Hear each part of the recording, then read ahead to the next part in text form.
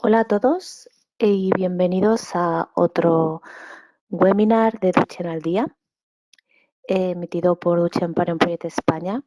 En esta ocasión os vamos a hablar del asesoramiento genético en las distrofias musculares de Duchenne y de Becker, y va a ser por Clara Serra Llué. Clara se licenció en Biología Humana en la Universidad de Pompeu Fabra y se graduó en la primera promoción del Máster de Asesoramiento Genético en el 2009. Realizó su tesis doctoral titulada Alteraciones genéticas, genómicas y epigenéticas en malformaciones congénitas, implicaciones en asesoramiento genético, en la Unidad Genética de la Universidad Pompeu Fabra. Posteriormente hizo un postdoc en obesidad severa de inicio precoz. Ha trabajado como asesora genética en el Hospital del Mar y en el Hospital de Vall d'Hebron de Barcelona, y actualmente es asesora genética en el Hospital de la Santa Creu y Sant Pau de la misma ciudad. Es también coordinadora académica del Máster de Asesoramiento Genético de la Universidad Autónoma de Barcelona. Clara fue una de las fundadoras de la Sociedad Española de Asesoramiento Genético. Es la representante española y actualmente la presidenta de la División de Asesores Genéticos del European Board of Medical Genetics. Clara, bienvenida cuando quieras. Hola Marisol, bueno, muchas gracias por la presentación y por la invitación en participar en este webinar. Como ha comentado Marisol, un poco la idea de esta charla es hablar de algunos de los aspectos relacionados con el asesoramiento genético en las distrofias musculares de Duchenne y de Becker. Ahora, aquí tenemos un poco el índice de algunos de los temas que intentaremos tratar. El primero de ellos sería un poco ver qué es el asesoramiento genético, cuándo puede ser de utilidad, cómo deberíamos ofrecerlo y dónde podemos encontrar este servicio. El segundo punto sería un poco un repaso de cómo se heredan las distrofias musculares de Duchenne y de Becker, el riesgo de recurrencia de la enfermedad en una familia, que evidentemente depende, ¿no?, de cómo se hereda la enfermedad, opciones reproductivas, que a su vez dependen del riesgo de recurrencia que tenga cada una de las familias. Y en los dos últimos puntos intentaremos hablar un poco de las manifestaciones clínicas y del seguimiento de las mujeres portadoras de Duchenne, que es algo relativamente novedoso y poco conocido, y al final ya un poco de las implicaciones de las pruebas genéticas en menores de edad, dirigido sobre todo a hermanos y hermanas de pacientes con distrofia muscular de Duchenne y de Becker. Pues para empezar, este punto que decíamos para hablar un poco de qué es el asesoramiento genético y poderlos introducir, empezaremos hablando de qué es y un poco en qué momento aparece. El asesoramiento genético aparece un poco por la conjunción de dos hechos distintos. Por una parte, una evolución muy importante de la genética que permitió pues, llegar a muchos más diagnósticos en un número bastante elevado de pacientes, y por otra parte, por un cambio en la percepción de la salud, ¿no?, a nivel de los pacientes o de los usuarios. Es un momento en el que se pasa como de un modelo mucho más paternalista de la medicina a un modelo en el que el usuario o el paciente intenta tener un papel más activo o proactivo, ¿no?, entender más cuál es su situación y a la medida de lo posible poder tomar decisiones. Es cuando se dan estos dos hechos en el que, entre otras cosas, aparece el asesoramiento genético.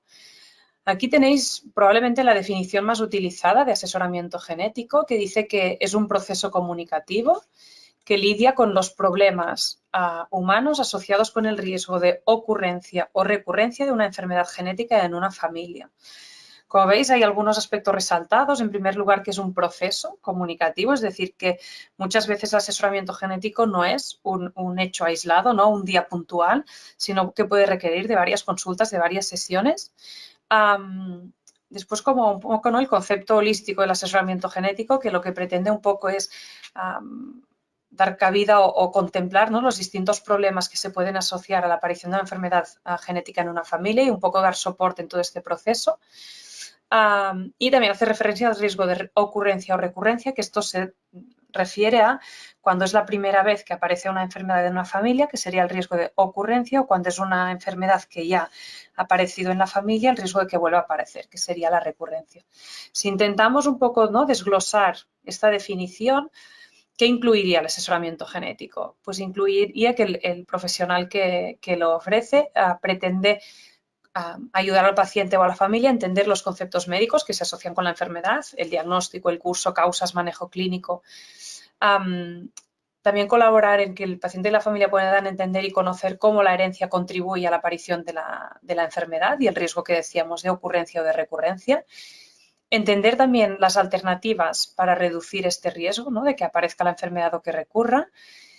Que el paciente y la familia puedan elegir la actuación más apropiada en función del riesgo, de opciones disponibles de los principios éticos y o religiosos. Y el hecho, ¿no?, de elegir la actuación tanto puede hacer referencia a actuaciones a nivel de seguimiento y manejo médico como actuaciones a nivel reproductivo.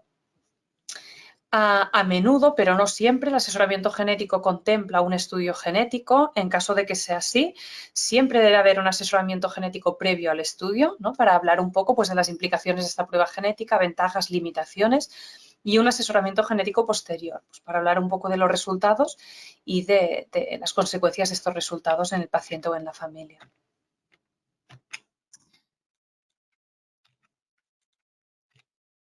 Al final, el objetivo principal o el objetivo que resume, ¿no?, todos estos aspectos del asesoramiento genético es que lo que se pretende es que sea un proceso que facilite la toma de decisiones por parte del paciente y de la familia, que puedan actuar en concordancia con la decisión que han tomado.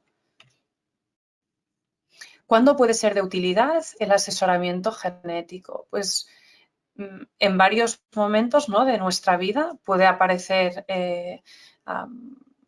o la sospecha o la confirmación de una prueba genética, sobre todo, ¿no?, cuando hay una confirmación suelen aparecer muchas preguntas, ¿no?, en relación, pues, a antecedentes familiares, a si hay opción o no de prueba, cuál es el riesgo que tengo yo concretamente, qué es lo que puedo hacer. Pero no solo cuando ha habido un diagnóstico de enfermedad genética puede ser útil el asesoramiento, sino que lo podemos contemplar como opción en distintos escenarios. Idealmente, el mejor escenario para intentar tener asesoramiento genético o intentarlo ofrecer a los pacientes, a los familiares a nivel preconcepcional, es decir, cuando una pareja, por ejemplo, se plantea una gestación. ¿No? Es en el momento que tenemos más tiempo pues para poder valorar antecedentes familiares, si hay alguno que llame la atención, si es necesario hacer alguna prueba adicional, lo que sea. Pero ¿qué nos pasa? Pues que muchas veces o no ha habido este asesoramiento preconcepcional o sí, pero es algo que aparece de nuevo y que no lo esperábamos, y el asesoramiento genético puede requerirse durante una gestación, ¿no?, que sería en el ámbito prenatal. Pues porque por ecografía se detecta alguna alteración, porque se hace algún tipo de prueba genética y también se ve, ¿no?, algún tipo de alteración genética, es decir, que a menudo también es durante un embarazo en el que se necesita asesoramiento genético. También suele ser muy importante después de un diagnóstico. Después de un diagnóstico, evidentemente, ¿no?, tienen que intervenir muchos profesionales del campo sanitario, los médicos que van a seguir a esta persona que se acaba de diagnosticar, soporte psicológico en muchos casos, trabajadores sociales también.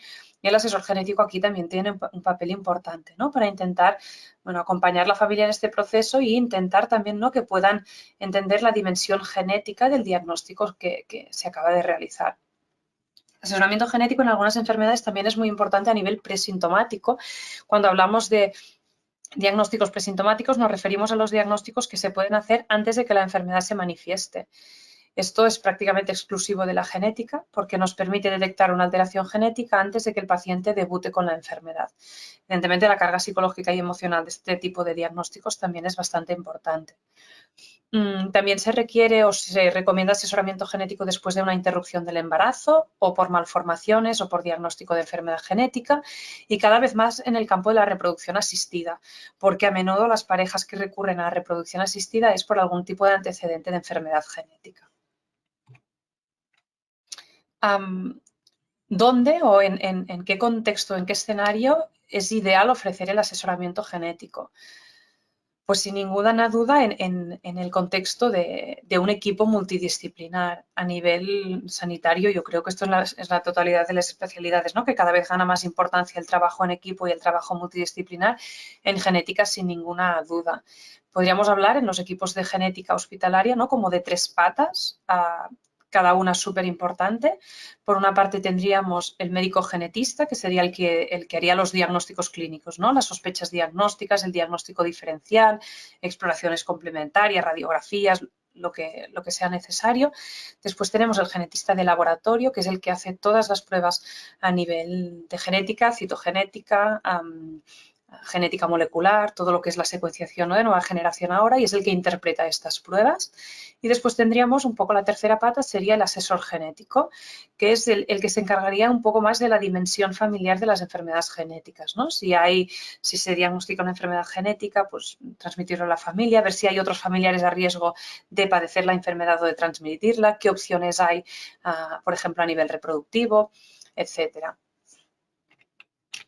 Y de hecho, ¿no?, en el contexto hospitalario es en el que es más frecuente, ¿no?, y probablemente preferible que haya este servicio de asesoramiento genético, pero a veces también lo podemos encontrar, ¿no?, en otros sitios o en forma de otros recursos. Si no tengo mal entendido, Marisol me comentó que desde la asociación se ofrecen, ¿no?, unos talleres específicos de asesoramiento genético, en concreto en distrofias musculares de Duchenne y de Becker. Lo digo también por si alguno de vosotros no lo ha hecho y está interesado en hacerlo.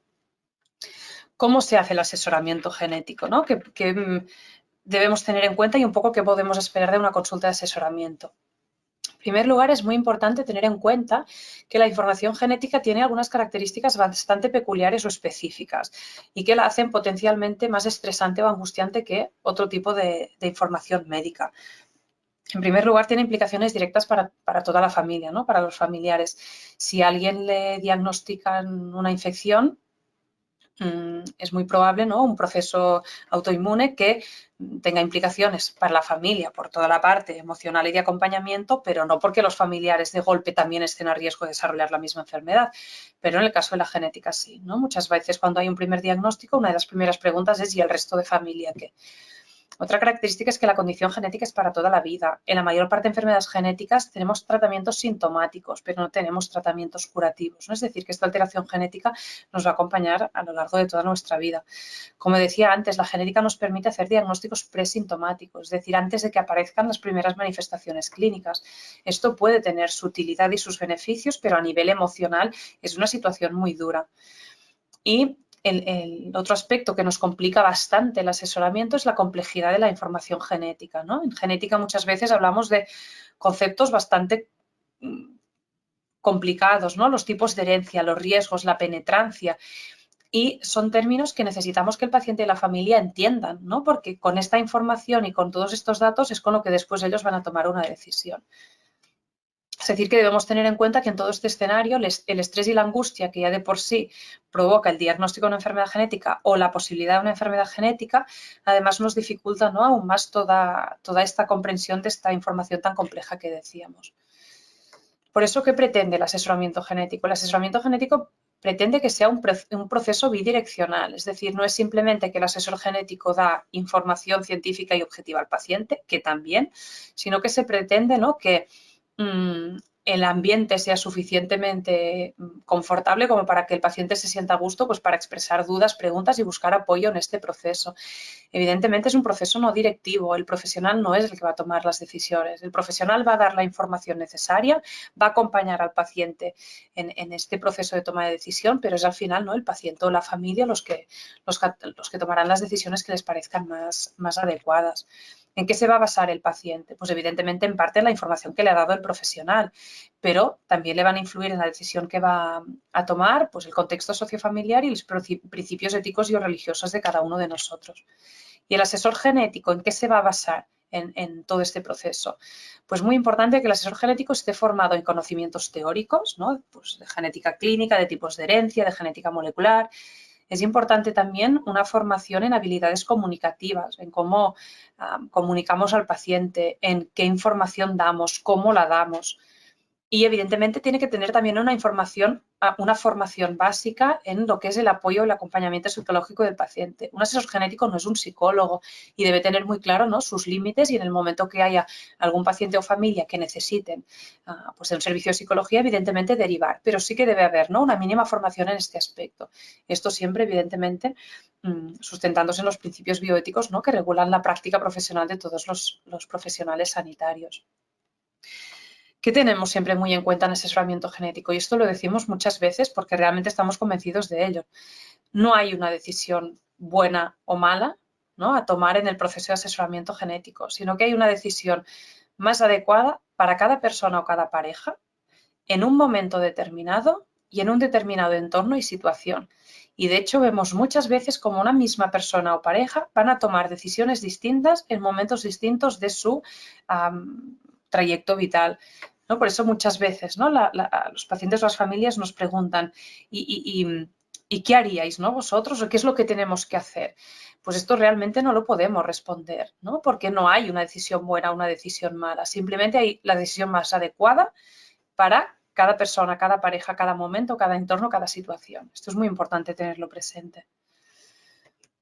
¿Qué podemos esperar en una consulta de asesoramiento genético? Pues en general son consultas largas y, como decía al inicio, muchas veces no basta con una sola consulta, ¿no? Muchas veces los asesores genéticos vemos al paciente o a la familia varias veces, en 2, 3, 4 consultas, hablamos también por teléfono, por mail, es decir, que suele, lo que decíamos al inicio, ¿no?, es más un proceso que un hecho aislado.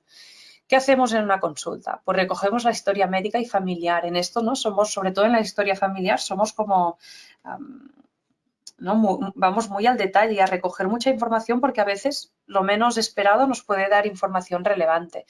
Y evidentemente siempre, ¿no?, intentando pues objetivar con informes, etcétera, en los diagnósticos. Damos información acerca de la enfermedad y sobre posibles pruebas genéticas disponibles. A menudo hacemos cálculo de riesgos, ¿no?, la probabilidad de que una pareja, de que cualquiera de la familia pueda o tener la enfermedad o transmitirla a su descendencia. Hablamos de opciones disponibles, tanto de manejo clínico como a nivel reproductivo. A veces, en todo este proceso se contempla una prueba genética, bastante a menudo, aunque no siempre. Cuando es así, limitaciones de la prueba, beneficios, posibles resultados, un poco anticipar, ¿no?, qué pasaría con cada uno de los resultados posibles. Una vez tenemos el resultado, pues volver a hablar, ¿no?, a recuperar las implicaciones que tiene el resultado que haya salido. Y lo que decíamos, ¿no?, este apoyo continuo durante todo el proceso, ¿no?, el acompañamiento en la toma de decisiones. Ahora pasaríamos al siguiente punto de la charla, que es cómo serían las distrofias musculares de Duchenne y de Becker, que entiendo, ¿no?, que muchos de vosotros lo conocéis de sobra, pero bueno, más que nada para hacer un poco de revisión y tenerlo claro para lo que va a venir después. Aquí tenemos un poco una comparativa que utilizamos a menudo porque nos parece que es bastante útil, ¿no? Se ve un poco lo que sería el cuerpo humano y la comparación con una ciudad. Aquí, ¿qué nos interesa? Que quede muy claro el concepto de cromosoma y el concepto de gen. Como veis, ¿no?, comparamos pues el cuerpo humano con una ciudad. Este cuerpo humano tiene distintos tipos de células que podrían ser los distintos edificios que podemos encontrar en una ciudad. En cada célula siempre tenemos un núcleo, que es donde tenemos la información genética, el ADN, que sería el símil, ¿no?, de una estantería, de una librería en cualquiera de estos edificios que componen la ciudad. Los cromosomas serían los distintos libros, los volúmenes de la enciclopedia que tendríamos puesta en esta estantería o en esta librería. Y dentro de estos cromosomas es donde tendríamos, ¿no?, los genes o las instrucciones, los capítulos, las definiciones. Es decir, que sobre todo, ¿no?, aquí lo que nos tiene que quedar claro es que tenemos el ADN, que sería como un manual de instrucciones, donde tenemos toda la información para que nuestro cuerpo funcione correctamente a lo largo de nuestra vida. De hecho, en este manual de instrucciones, que es el ADN, se calcula que los humanos tenemos alrededor de 20.000 instrucciones o genes distintos, porque nuestro cuerpo es muy complejo de hacer funcionar. Y estas 20.000 instrucciones o genes no las podemos tener puestas de cualquier manera tiradas en la célula, sino que las tenemos ordenadas para realmente poder acceder a ellas con facilidad. Por lo tanto, las tenemos clasificadas en libros, ¿no?, como estos volúmenes que decíamos de la enciclopedia. Estos libros serían los cromosomas. Dentro de los cromosomas tenemos en cada cromosoma de centenares a miles de genes distintos. Si sumáramos todos los genes que están en todos los cromosomas, llegaríamos a estos 20.000 que decíamos. Al final, cada uno de estos genes o instrucciones nos da información para formar una proteína que va a tener una función relevante en las células de nuestro cuerpo. Nuestro cuerpo no funciona a base de proteínas. Hay muchas proteínas, pues puede haber en la membrana de la célula, a nivel de sistema nervioso central para comunicar una neurona con la otra. Nuestro cuerpo funciona a base de proteínas y cómo tienen que ser estas proteínas es todo lo que tenemos escrito, ¿no?, en nuestro manual de instrucciones, en estas instrucciones o genes que tenemos. Aquí un poco el mismo concepto, ¿no? El ADN sería la enciclopedia entera, este manual de instrucciones entero. Cada uno de los cromosomas sería cada uno de estos libros o volúmenes de la enciclopedia. Y si vamos más al detalle, cada una de las instrucciones o definiciones dentro de la enciclopedia sería un gen, que es lo que tenemos alrededor de 20.000. Si vamos al detalle, los genes también están formados, ¿no?, por letras, como pues, una enciclopedia o manual de instrucciones. En el caso del ADN son 4 letras, la A, la C, la T y la G, que combinadas dan lugar pues, a miles y miles y miles de genes o instrucciones distintas. Pues un poco, ¿no?, habiendo repasado el concepto de cromosoma y el concepto de gen, que es importante para tener claro cómo se heredan las distrofias musculares de Duchenne y de Becker. Lo que veis en esta imagen representado es un cariotipo, que es una de las pruebas genéticas, donde vemos todos los cromosomas, ¿no?, los libros de esta enciclopedia que tenemos. Si lo contamos, veis que aparecen 23 parejas, por lo tanto tendríamos 46 cromosomas. Lo tenemos repartido en parejas porque en realidad todo el material genético lo tenemos por duplicado. El padre nos pasa a través del espermatozoide todo el material genético y la madre nos pasa a través del óvulo todo el material genético. Por eso al final somos una mezcla entre nuestro padre y nuestra madre. Por lo tanto tenemos todos los cromosomas, todos los libros por duplicado y por lo tanto todos los genes o instrucciones que están dentro de los cromosomas también los tenemos por duplicado. Si os fijáis, tenemos del cromosoma 1 tenemos 2 copias, el del padre y el de la madre. Cromosoma 2, 2 copias, el del padre y el de la madre. Así hasta la pareja número 22.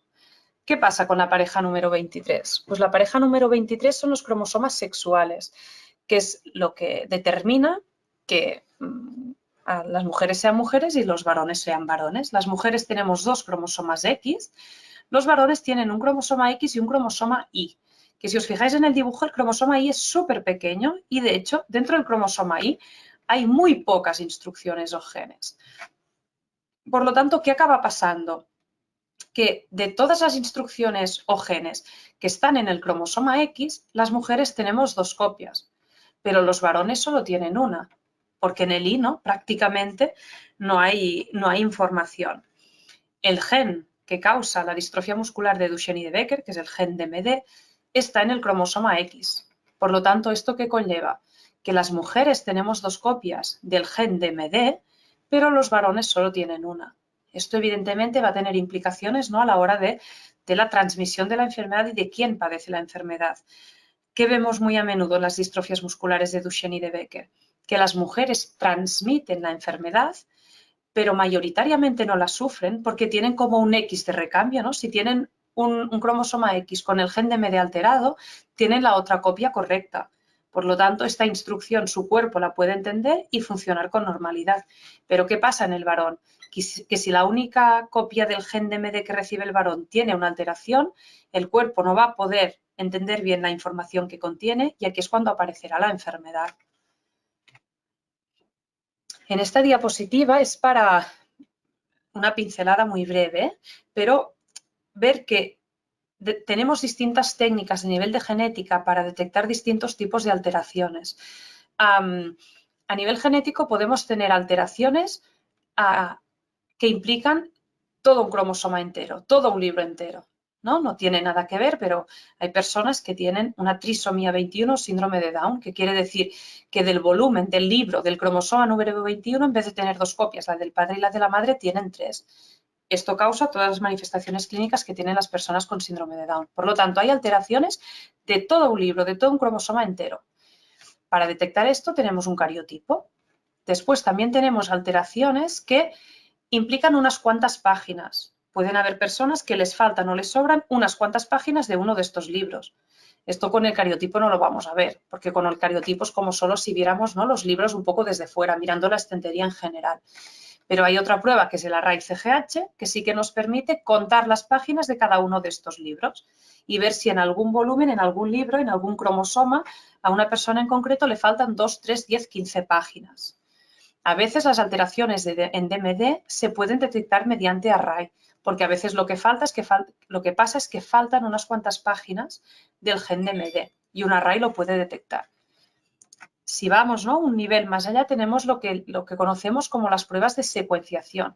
En las pruebas de secuenciación ya no miramos libros a lo lejos o contamos páginas. Aquí ya leemos letra por letra, ¿no? Ya miramos ACTG, cuál es la secuencia del paciente que estamos estudiando. En las distrofías musculares de Duchenne y de Becker también a menudo el diagnóstico genético se hace mediante secuenciación. Es decir, que mediante cariotipo no detectaríamos nunca las distrofías de Duchenne y de Becker, pero sí que lo podríamos detectar mediante radiosecuenciación, porque a algunos pacientes lo que les pasa es que les faltan unas cuantas páginas de DMD, en cambio en otros tienen el número de páginas correcto, pero hay una letra en concreto escrita distinta, ¿no?, en la secuencia del gen DMD. El siguiente punto, que es el riesgo de recurrencia de la enfermedad en una familia, está relacionado con lo que hemos visto hasta ahora, ¿no?, en cómo se heredan las distrofías musculares de Duchenne y de Becker. Bueno, aquí tenemos, ¿no?, un posible pedigrí. ¿Qué nos encontramos con bastante frecuencia? Pues que tenemos una mujer que es portadora de la enfermedad de Duchenne o de Becker, es decir, que tiene una copia de DMD alterada, pero tiene la otra copia correcta. Esta mujer en principio no va a manifestar la enfermedad.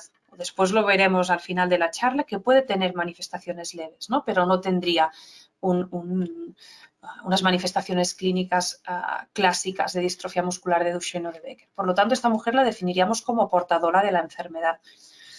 Esta mujer tendría una pareja que sería un varón sano, que tendría un X y un Y que es mucho más pequeñito. Cuando una mujer es portadora de Duchenne o de Becker, ¿qué riesgos hay en la descendencia? Pues decíamos, ¿no?, cuando hablábamos de los cromosomas y de los genes, que tenemos el material genético por duplicado. Del cromosoma 1 tenemos 2 copias, del cromosoma 2 tenemos 2 copias, así hasta la pareja de cromosomas sexuales. Cuando tenemos hijos o hijas, vamos a pasar al azar una copia de cada pareja de cromosomas. Es decir, de la pareja de cromosomas número 1 vamos a pasar una al azar. De la pareja de cromosomas número 2 vamos a pasar una al azar. Así hasta la pareja número 23. Por lo tanto, la madre a través del óvulo pasa 23 cromosomas, un 1, un 2, un 3, un 4. El padre a través del espermatozoide pasa 23 cromosomas, un 1, un 2, un 3, un 4 hasta el final. Cuando se juntan óvulo y espermatozoide, el hijo o la hija volverá a tener los 46 cromosomas, que son los que en principio tenemos que tener. Por lo tanto, esta mujer, de los 2 cromosomas X, a sus hijos o hijas va a pasar uno al azar. Puede pasar la copia con la alteración o puede pasar la copia sin la alteración. Y el padre pasará el X sin alteración, porque en principio es un varón sano, o el Y. ¿Qué combinaciones nos da? Pues podemos tener a un descendiente que recibe el X sin alteración de la madre y el X del padre. Va a ser una chica porque tiene 2 X y no va a ser portadora ni enferma porque no ha recibido la copia alterada. La madre, una vez más, puede pasar la copia sin alteración y en este caso el padre pasaría el cromosoma Y. Como aquí hay un cromosoma Y, este descendiente va a ser un varón, pero va a ser un varón sano porque tiene el cromosoma X que no tiene la alteración en DMD. Otra opción, que la madre pase el cromosoma X con la alteración en DMD y el padre el cromosoma X. Va a ser una chica, en principio portadora de la enfermedad, porque una de las 2 copias que tiene el cromosoma X tiene el DMD con la alteración. Y en el último caso, el padre pasaría el Y y la madre el X con la alteración. Sería un varón y en este caso sería afecto, porque solo tiene una copia del cromosoma X, una copia del gen DMD que tendría la alteración. Cada una de estas opciones hay un 25% de que ocurra, ¿no? Por lo tanto, en una pareja en la que la mujer es portadora de distrofia muscular de Duchenne o de Becker, el riesgo de tener un hijo afecto sería el 25%. ¿Pero qué nos pasa a veces?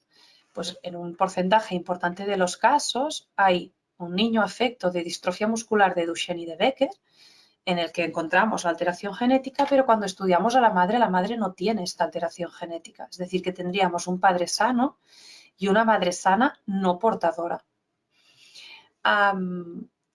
¿Cómo se llega, ¿no?, a este punto si la madre no es portadora de que haya un hijo afecto?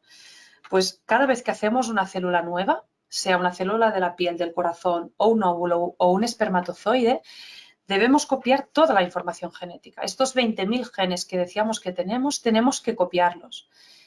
Es como si estuviéramos, ¿no?, todo el día fotocopiando una enciclopedia. Seguro que si estamos todo el día fotocopiando enciclopedias, en algún momento vamos a cometer algún error, ¿no? Es decir, quizás se nos pegan 2 páginas y no se ve lo que pone entre medias, o una nos queda doblada de la esquina y no se lee exactamente qué es lo que pone.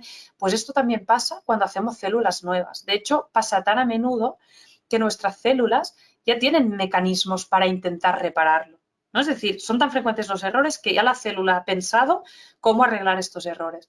Pero no siempre estas alteraciones se detectan y no siempre se pueden corregir. Si no se llegan a corregir y afectan a una instrucción muy importante como puede ser DMD, puede aparecer un hijo enfermo cuando la madre no era portadora. En principio, el riesgo en esta pareja de que si tienen otro hijo fuera enfermo no tendría que ser bajo, porque la mamá no es portadora. Pero que hemos visto que pasa con bastante frecuencia en el caso de la distrofia muscular de Duchenne y de Becker. Pues que aparece un fenómeno que conocemos como mosaicismo germinal. ¿Qué quiere decir esto?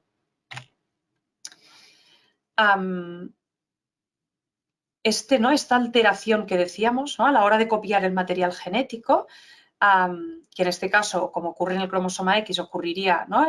Cuando la madre está copiando la información genética para ponerla en el óvulo, no podemos saber si ha pasado en el óvulo que ha dado lugar a este hijo afecto o ha pasado unas cuantas divisiones antes, ¿no? Es decir, todo nuestro cuerpo, desde el momento que se juntan óvulo y espermatozoide y forman el cigoto, que es la primera célula que va a dar lugar a una criatura, esta célula se divide en 2, que se dividen en 4, que se dividen en 8, y así de manera exponencial. ¿En qué momento ha aparecido esta alteración en DMD? En DMD no lo podemos saber. Es decir, no sabemos si ha ocurrido en la última división que dio lugar al óvulo o ha ocurrido unas cuantas células antes y, por lo tanto, como se ve en este dibujo, pueden haber, por ejemplo, más óvulos afectados y, por lo tanto, podría haber, ¿no?, un riesgo más alto de que hubiera otro hijo afecto por la enfermedad. En el caso de las distrofias musculares de Duchenne y de Becker, se ha visto que aproximadamente en el 10-15% de los casos en que las alteraciones parece que son de novo en el hijo afecto, habría este mosaicismo germinal. Por lo tanto, en el 10-15% de las familias que parece que esta alteración ha aparecido de nuevo, podrían tener riesgo de tener otro hijo afecto porque podrían haber otros óvulos, ¿no?, con la misma alteración. Bueno, aquí es, ¿no?, un árbol un poco más extenso, que es lo que suele ser más frecuente, ¿no?, en las distrofias musculares de Duchenne y de Becker, que es cuando vemos, pues, a las mujeres transmisoras y los varones afectos, ¿no? En este caso tendríamos, pues, esta mujer portadora que tiene un hijo afecto, una hija sana, un hijo sano y una hija portadora. A su vez, esta hija portadora podría tener otro hijo afecto, ¿no? Y siempre esto también es importante, ¿no? Aunque una mujer sea portadora, siempre hay una copia del cromosoma X sin alteración, ¿no?, una copia de DMD sin alteración. Por lo tanto, evidentemente, siempre hay la opción, ¿no?, de que nazcan hijos no afectos por la enfermedad. Vale, el siguiente punto era un poco para hablar de opciones reproductivas, que evidentemente estas opciones reproductivas dependen del riesgo de recurrencia que veamos en cada familia, ¿no? Las opciones reproductivas no suelen ser las mismas cuando el riesgo es, pues, del 50% que cuando es del 10%, que cuando es del 1%. Por esto, en primer lugar, cuando hablamos de opciones reproductivas, siempre es muy importante evaluar este riesgo, ¿no? Porque, como decía, no vamos a ofrecer las mismas opciones reproductivas en riesgos que pueden ser muy distintos. Por lo tanto, en primer lugar, en distrofias musculares de Duchenne y de Becker es muy importante saber si la mujer es portadora y, por lo tanto, ¿no?, tenemos este riesgo de, en el caso de que el hijo sea varón, tendría un 50% o un 25% si contemplamos tanto niños como niñas. O si es un caso de los que en principio la alteración es de nuevo, ha aparecido por primera vez en el niño afecto y el riesgo para esta familia sería bastante más bajo. ¿Qué opciones tenemos para reducir este riesgo, ¿no?, de que se vuelva a repetir la enfermedad en la familia? Una opción es el diagnóstico prenatal, la otra es el diagnóstico preimplantacional, que también conocemos como selección de embriones, y después también cabría la posibilidad de la donación de óvulos, la ovodonación, que es someterse a un proceso de reproducción asistida con óvulos de donantes que en principio no tienen historia familiar de distrofia muscular de Duchenne y de Becker, que además ahora, ¿no?, en muchas clínicas en las que ofrecen técnicas de reproducción asistida se hacen pruebas genéticas que descartan enfermedades en las portadoras, y una de las que se suele descartar es la distrofia muscular de Duchenne y de Becker. Ahora vamos a hablar un poco más en detalle tanto del diagnóstico prenatal como del diagnóstico preimplantacional. Vale, el diagnóstico prenatal. Esta diapo es un poco un esquema del diagnóstico prenatal en general, ¿eh? Y tenéis marcado como los procesos dentro del diagnóstico prenatal que nos pueden ser más de utilidad en el caso de las distrofias musculares de Duchenne y de Becker. El diagnóstico prenatal es el diagnóstico que se hace en una gestación en curso. Por lo tanto, ¿no? En un diagnóstico prenatal muchas veces una gestación espontánea, y porque puede conocerse, por ejemplo, un riesgo por antecedentes familiares, se decide hacer algún tipo de prueba genética. En diagnóstico prenatal siempre diferenciamos entre métodos no invasivos y métodos invasivos. Métodos no invasivos serían como los más inocuos, ¿no? Tanto para la madre como para el feto. Uno es la ecografía y el otro sería el ADN fetal en sangre materna, que ahora lo hablamos en más detalle. Métodos invasivos, pues sería un poco, por decirlo de alguna manera, los que pinchamos la barriga, ¿no? Una amniocentesis, una biopsia de corion, obtención de sangre o tejido fetal, esto normalmente no se utiliza porque tiene más riesgo. En la amniocentesis y en la biopsia hacemos un pinchazo en la barriga para obtener muestra del feto y poderlo estudiar. Evidentemente, ¿no? Si podemos, intentamos pues, más utilizar métodos no invasivos que suelen conllevar un riesgo más bajo. La ecografía obstétrica se utiliza en todas las gestaciones, ¿no? Para detectar malformaciones si es que aparezcan, para monitorizar el crecimiento fetal, etcétera, etcétera. No vamos a entrar más en detalle, pero sí en el ADN fetal en sangre materna. ¿Qué utilidad puede tener? Esto es muy reciente. Se descubrió hace pocos años que a partir de más o menos la semana 7 de gestación, en sangre materna encontramos ADN del feto. Evidentemente es difícil de separar este ADN del feto del de la madre, por lo tanto no podemos hacer cualquier cosa, ¿no? Es decir, no podemos estudiar no podemos hacer cualquier estudio genético con este ADN porque es muy poquito y nos cuesta diferenciar del de la madre, pero sí que nos da algunas opciones. Una, ¿no? De las más optimizadas hasta ahora es que podemos detectar el sexo del feto. Es decir, muy pronto, antes de verlo por ecografía, podemos saber si el feto es niño o es niña. Evidentemente, este no es el caso de las distrofias musculares de Duchenne y de Becker, tiene mucha importancia, ¿no? Porque, como decíamos, la afectación de la enfermedad como tal es mayoritariamente en varones. Por lo tanto, esto nos permite conocer esta información, si es niño o si es niña, bastante más pronto que por ecografía. En el caso de que el ADN fetal en sangre materna nos indique que es un niño, pues la pareja puede decidir hacer una técnica invasiva, ¿no? Es decir, intentar y hacer un estudio diagnóstico para ver si hay o no esta alteración en el gen de MD. En lo que es el diagnóstico prenatal invasivo, sobre todo tenemos, como decíamos, la biopsia de corion y la amniocentesis. ¿Cuál es la diferencia principal? Sobre todo las semanas de gestación en las que lo podemos hacer. La amniocentesis, como indica el nombre, lo que estamos obteniendo es líquido amniótico, ¿no? Es el líquido que está alrededor de la criatura, que tiene células de descamación de la piel del niño o de la niña, que son las que vamos a estudiar. Pero claro, para poder hacer la amniocentesis debemos tener bastante líquido amniótico. Y esto pasa cuando la gestación ya está más avanzada a partir de la semana 16. En cambio, en la biopsia de corion lo que hacemos es coger una muestra de la placenta.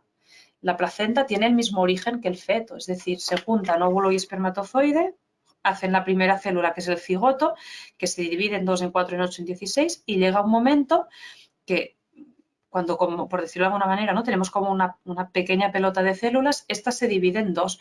Una va a dar lugar al embrión y la otra a lo que son las estructuras placentarias, pero genéticamente vienen del mismo sitio. Si cogemos muestra de la placenta, indirectamente vamos a tener información del feto. Por lo tanto, esto lo podemos hacer antes, ¿no? Porque no tenemos que esperar que haya pues, el líquido amniótico que decíamos. Lo podemos hacer más o menos a partir de la semana 10. En los dos casos, ¿qué se podría hacer? Pues estudios genéticos varios, entre ellos ver si hay la alteración familiar en el gen de MD. Si el feto es un varón, que ya lo hemos sabido por el prenatal no invasivo en sangre materna, y se confirmara alteración en DMD, la pareja puede decidir si continuar la gestación o interrumpirla. Evidentemente, ¿no? el diagnóstico prenatal en caso de feto afecto, y si la pareja sí lo decide, requiere una interrupción del embarazo, ¿no? Que es una situación, pues la verdad es que muy dura a nivel físico y sobre todo a nivel emocional.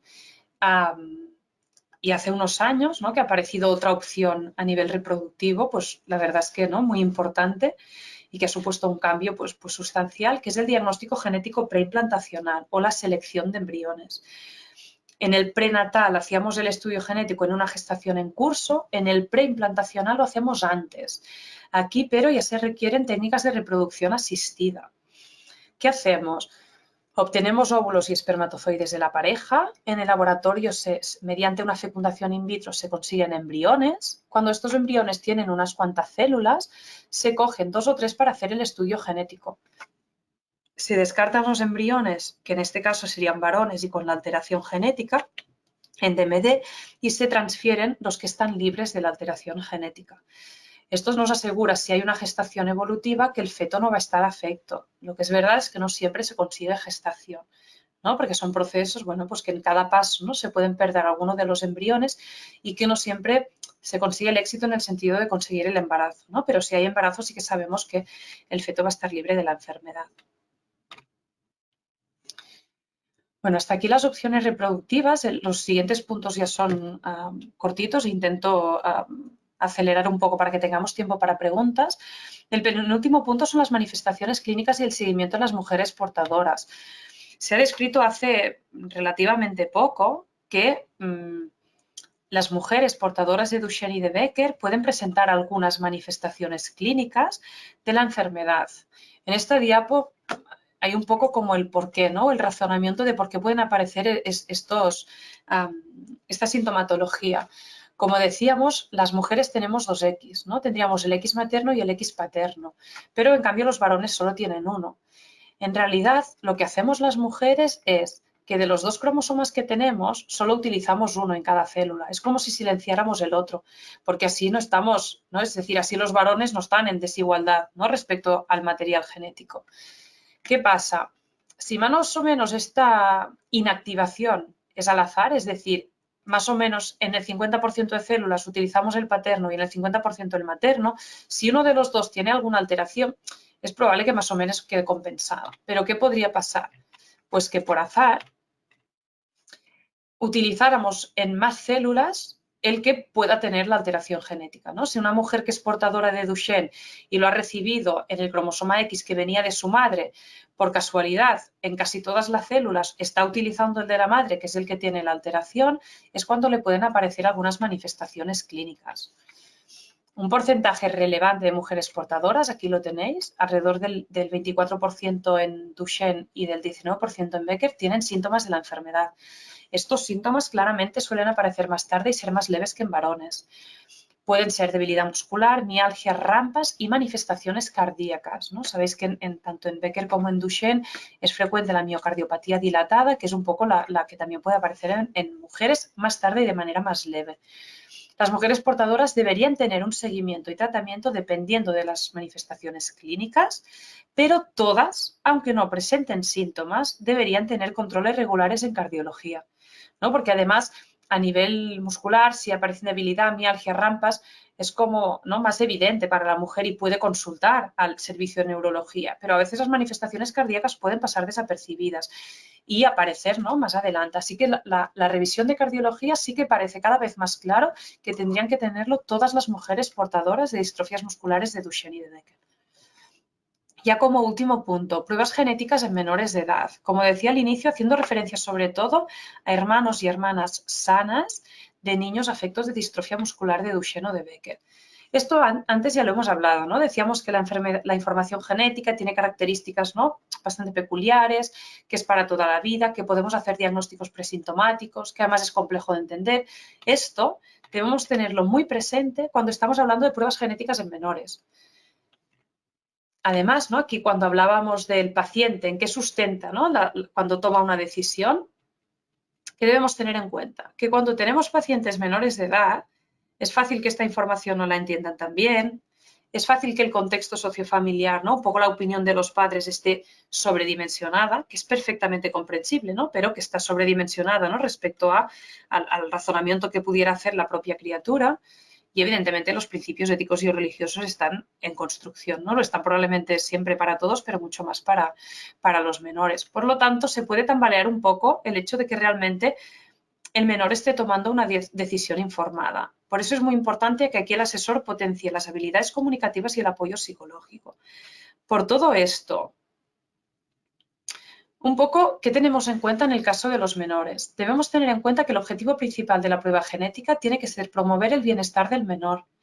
Por eso tenemos, ¿no?, como un poco como máxima que pruebas genéticas en menores de edad las vamos a hacer solo si nos cambian su manejo clínico. ¿Qué quiere decir esto? Pues que si tenemos un menor que tiene manifestaciones clínicas de una enfermedad, pues evidentemente está indicado hacer una prueba genética para confirmar este diagnóstico.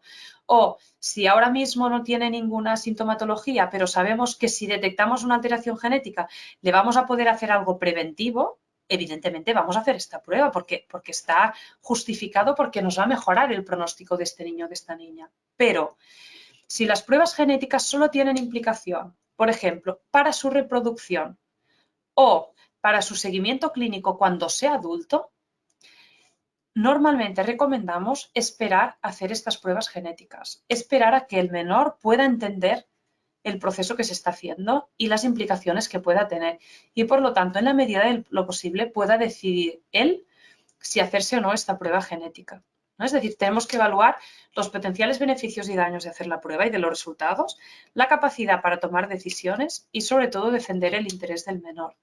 Bueno, aquí es una revisión, ¿no?, que habla un poco de las posibles consecuencias, tanto médicas como psicosociales como reproductivas, de hacer pruebas genéticas en menores, tanto beneficios como un poco daños, ¿no? Por lo tanto, como el objetivo es promover el bienestar de la criatura, ¿qué intentamos hacer? Considerar la decisión durante un periodo de tiempo, no precipitarnos, ¿no?, en estos casos. Intentar explorar muy bien las razones de los progenitores, que evidentemente entendemos, ¿no?, perfectamente la angustia de los padres en estas situaciones. Posponer las pruebas que son predictivas o deportadores hasta que sean adultos. Es decir, lo que decíamos, si solo va a tener implicaciones para su reproducción o para su manejo cuando sea adulto, vamos a intentar frenar esta prueba. En adolescentes, intentar posponer estas pruebas por la complejidad del impacto potencial, ¿no? Es decir, si encima en la adolescencia hacemos una prueba genética que va a tener repercusiones para su reproducción, probablemente estamos, ¿no?, como poniendo al adolescente, que está en un momento ya de por sí difícil, en una situación muy complicada. Es decir, que en muchos casos es mejor esperar un poco más. Dar espacio a estos hijos para hablarlo y discutirlo con los profesionales sin los padres. A menudo, ¿no?, nos damos cuenta que lo que explican los menores es bastante distinto, ¿no? Esto es natural, sobre todo si son adolescentes, si están o no los padres delante. Plantear el proceso en varios estadios, dosificar la información, ¿no?, dependiendo de la edad, madurez y capacidad del menor. Implicar siempre en el proceso al menor en la medida de lo posible. Y aquí, ¿no?, todo el proceso de información, de que realmente el consentimiento sea informado y haya comprendido la situación es súper importante. Bueno, y nada, muchas gracias a todos y ahora, bueno, todo lo que queráis comentar o preguntar. Lo mismo, darte las gracias por estar ahí y por podernos explicar el asesoramiento genético en estos dos tipos de distrofias tan claramente. No, muchas gracias a vosotros por la invitación. Un placer, la verdad. Felicidades, Clara. Hasta luego. Gracias. Adiós.